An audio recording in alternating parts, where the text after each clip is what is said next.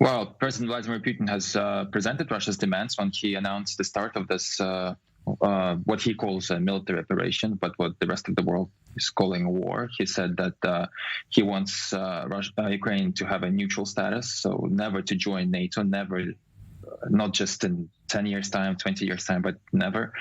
And also very loosely defined what Russians call denazification of Ukraine, which I guess probably means some kind of hold on the Ukrainian project of a project to build a separate Ukrainian identity, separate from the Russian identity. So basically, the demand is for Ukraine to be neutral and to be, friendly by Russia and to Russia, and its foreign policy being controlled by Russia as well. So, seeking an end to the regime under the President Zelensky here, which have been labeled neo-Nazis by the Russians. We've heard Vladimir Putin clear on that, and with the Jewish president at the top here. Obviously, an interesting sentiment coming out of Moscow. But what is happening in Russia? It's hard to discern, Ivan. Thousands of people reportedly arrested for publicly opposing the war. Yeah, for the past 4 days, people have been protesting in dozens of Russian cities. Yesterday, more than 2,500 people were arrested across Russia.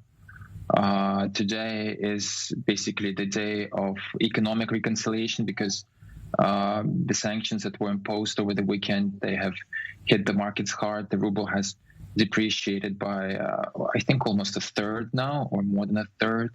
Markets have been shut down. Airlines have announced that they won't fly to Europe and to other states as well. So it's a day of a big shock in Russia, I think. Are there any displays of support for this special military operation in Russia, staged or otherwise? Are you seeing that emerge in any Russian cities? Well, I don't see them on the streets. I can see them on social networks. Some people do support, some military people support this.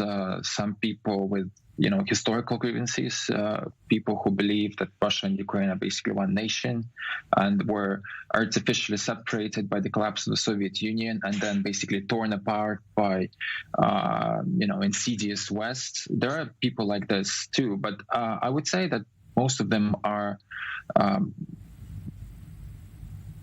of silenced now because they are looking at this operation. They are waiting what is going to happen of it as a result. If Russia suffers a devastating loss in this adventure, then I think many people will turn away from President Vladimir Putin.